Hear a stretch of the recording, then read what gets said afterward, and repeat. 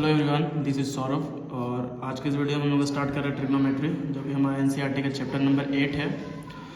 इसको आज मैं आप लोग को इंट्रोडक्शन दूंगा, उसके बाद फिर 8.1 को सॉल्व करेंगे और उसके बाद फिर आगे के सारे चैप्टर को सॉल्व करेंगे। सो स्टार्ट करते हैं। ट्रिग्नोमेट्री जो है बेसिकली डील करता है राइट एंगल ट्रायंगल को। सो बेसिकली हम लोग इसमें सिर्फ और सिर्फ राइट एंगल ट्रायंगल के बारे में पढ़ेंगे, राइट एंगल की प्रॉपर्टी के बारे में पढ़ेंगे, उसको कैसे अप्लाई किया जाता है ट्रिग्नोमेट्री उसके बारे में देखेंगे। तो पहले हम लोग एक राइट एंगल ट्रायंगल बना लेते हैं। पढ़ने वाले हम लोग क्या, ट्रिगोनोमेट्री।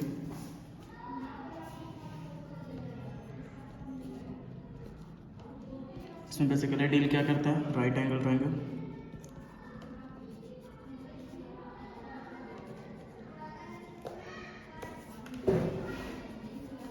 सो एक राइट एंगल ट्रायंगल पहले बनाते हैं।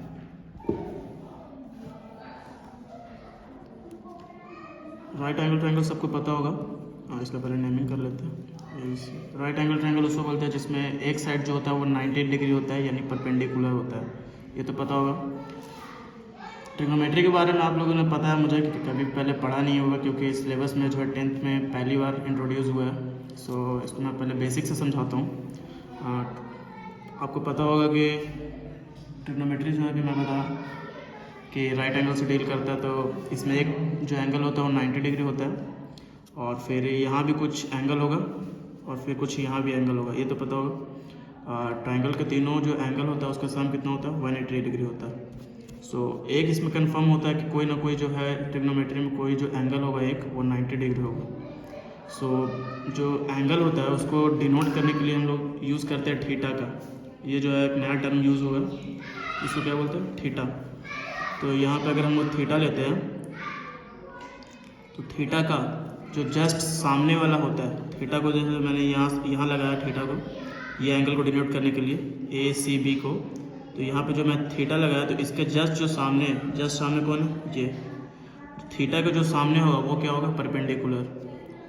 थीटा के सामने वाला परपेंडिकुलर, और जिस पे परपेंडिकुलर जो बैठा होगा, जिस पे खड़ा होगा परपेंडिकुलर किस पे खड़ा है, AB। परपेंडिकुलर मेरा AB है, और AB खड़ा किस पे है, CB पे। तो जो CB होगा वो क्या हो जाएगा, बेस हो जाएगा। क्या होगा, बेस होगा। और थीटा के जो जस्ट सामने हम लोग चेक करना है वो क्या हो जाएगा, परपेंडिकुलर। और जिस पे परपेंडिकुलर इंक्लाइन करेगा, जिस पे खड़ा होगा उसको क्या बोलेंगे, बेस। और हमारा जो ये सबसे लंबा वाला साइड है इसको बोलते क्या, हाइपोटेनस। हाइपोटेनस जो होता है कभी भी चेंज नहीं होता है। चेंज बेसिकली होगा हमारा परपेंडिकुलर और बेस। वो कैसे होगा जो मैं आपको बताता हूँ। देखिए, मान लीजिए फिर से मैं यही वाला ट्रायंगल बना लेता हूँ।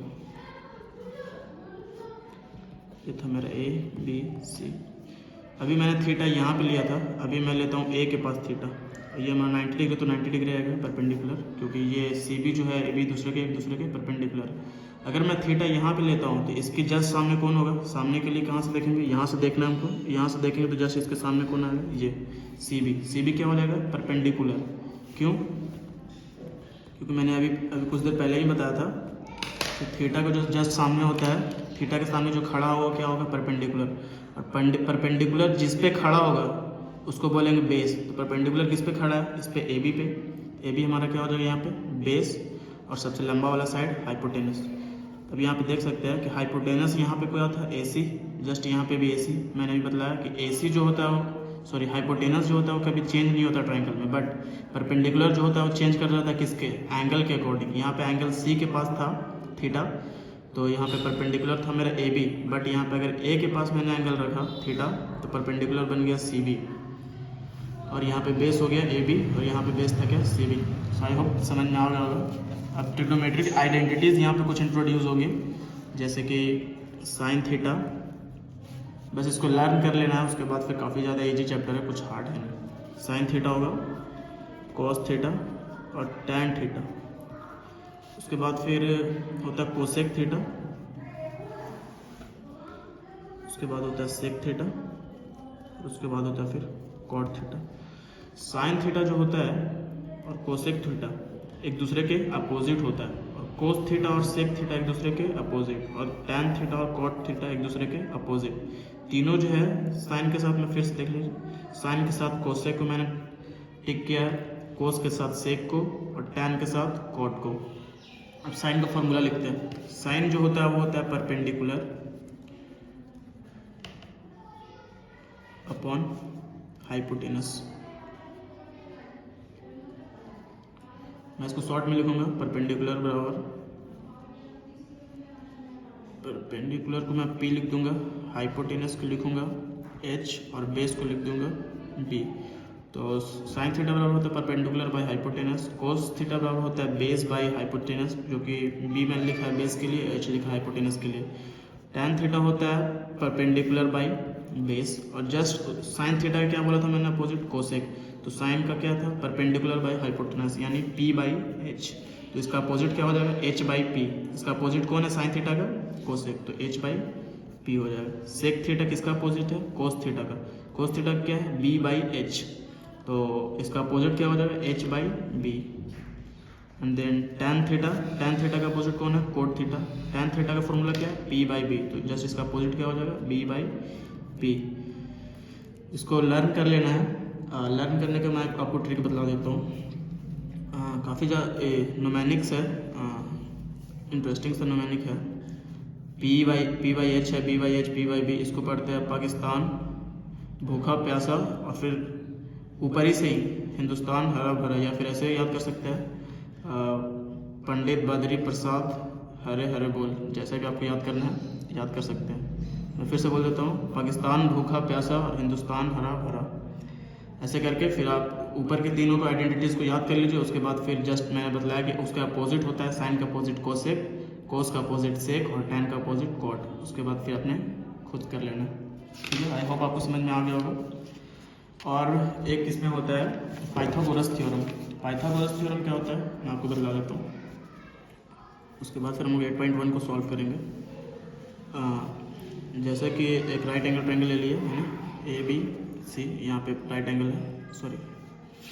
सो जो पाइथागोरस थ्योरम होता है वो बोलता है, मैंने AC को ले लिया मान के चलिए 4 सेंटीमीटर, BC को ले लिया 2 सेंटीमीटर, और अगर मेरा AB को निकालना है तो उसके लिए क्या करना पड़ेगा। पाइथागोरस थ्योरम होता है AC का स्क्वायर प्लस BC का square is equal to AB का स्क्वायर। इसका मतलब क्या हुआ, परपेंडिकुलर का स्क्वायर प्लस बेस का square is equal to hypotenuse का स्क्वायर। बस ये जो हमारा थ्योरम है इस पे हम लोग को वैल्यू को पुट करना है। अगर हमारे को हाइपोटेनस निकालना है तो क्या करूँगा, हाइपोटेनस को निकालने के लिए परपेंडिकुलर और बेस का वैल्यू रखूँगा और हाइपोटेनस निकाल लूँगा। जैसे देखिए अभी निकाल के दिखाता हूँ मैं आपको।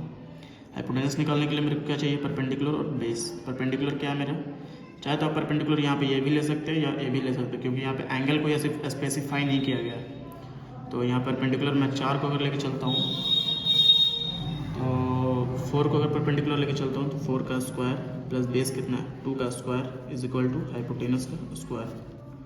4 का स्क्वायर हो जाएगा 16, 2 का स्क्वायर हो जाएगा 4, हाइपोटेनस का स्क्वायर। हाइपोटेनस निकालने के लिए क्या करेंगे, इसको उस साइड ट्रांसफर करेंगे तो अंडर रूट में चला जाएगा 16 प्लस 4 अंडर रूट 20। समझे, हाइपोटेनस मेरा निकल गया। इसी तरह से अगर कोई भी और जैसे बेस निकालना हो, अगर मैं करके दिख रहा हूँ आपको,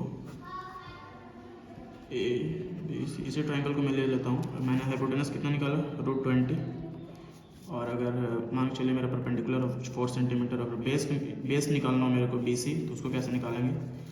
जनरली मेरे को सिर्फ और सिर्फ फार्मूला लिखना है, क्या, हाइपोटेनस का square is equal to base का स्क्वायर प्लस परपेंडिकुलर का स्क्वायर। बेस निकालना है तो बेस को एक साइड रहने देते हैं, बेस का square is equal to hypotenuse का स्क्वायर माइनस परपेंडिकुलर का स्क्वायर। इसको P परपेंडिकुलर को मैंने उस साइड ट्रांसफर कर दिया, और बेस का वैल्यू निकालना।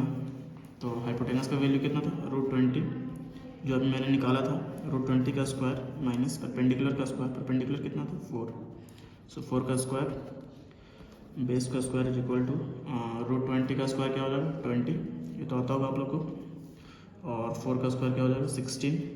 बेस अगर निकालते हैं सो